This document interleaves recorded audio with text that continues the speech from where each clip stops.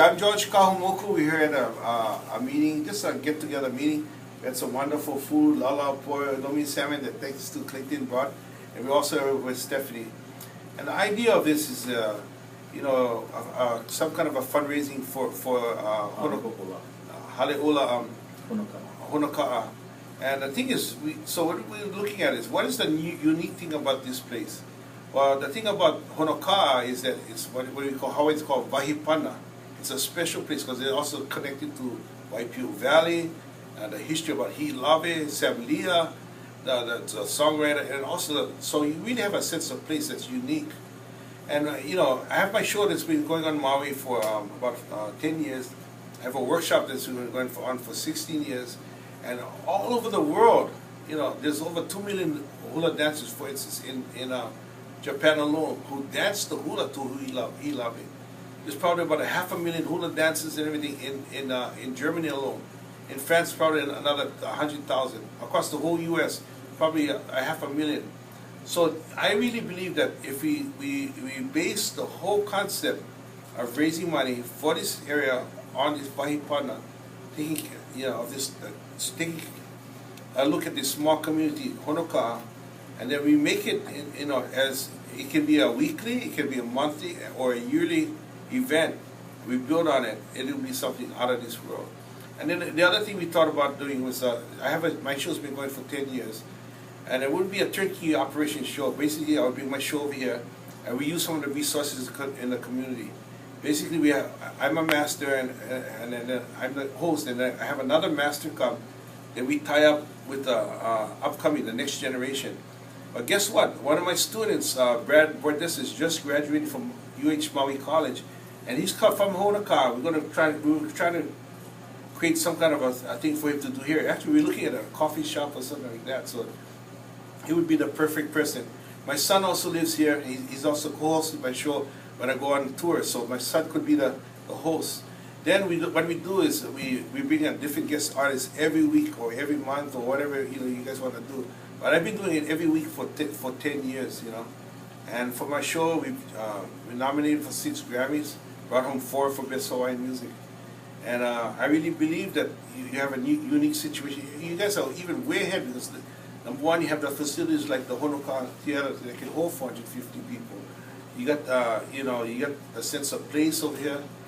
And then all the rest we can tie on. Like we talked about the idea of a lunch wagon. Every time you do the show, you serve me a lunch wagon, idea, pink lunch in the front of the theater.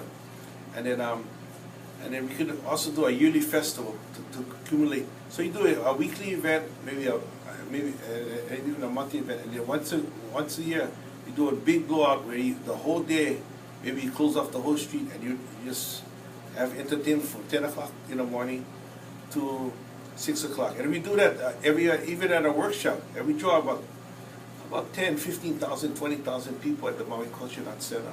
So my workshop goes from Sunday to Sunday, and on the last Sunday, we teach ukulele, guitar, steel guitar, bass, singing, vocals, choir, allow Halloween, all that stuff. So it's a week-long event.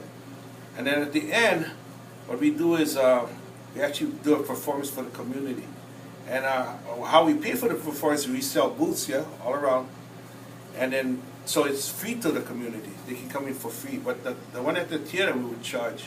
So we would have to determine those prices. But I'm really excited because I think that I wanted to do a turnkey operation like what we've been doing on Maui. Someplace, I wanted to do one on the Big Island, one on Oahu, one on Kauai, one on Lanai, one on Molokai. And I think this is an opportunity to do that. And we always set up already. So basically we need a place for the artists to stay. And we got to talk about this too. We need a sound system. And then we also need one meal for the artists. And we got to figure out the plane trip and all that. That's where that other part is, the plane trip. We got to figure that out. And all I can say is we're in the black, you know what I mean?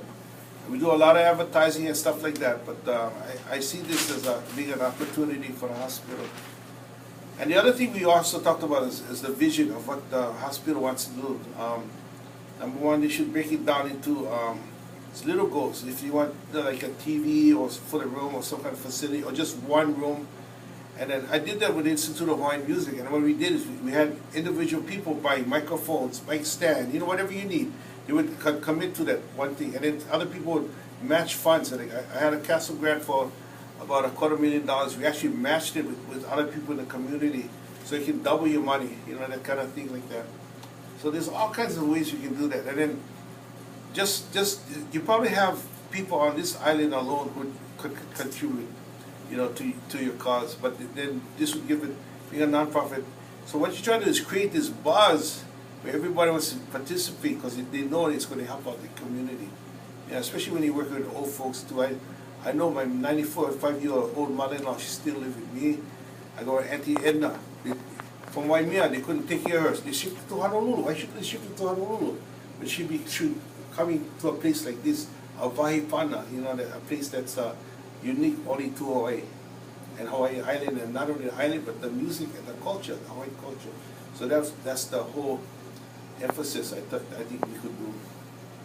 Yeah.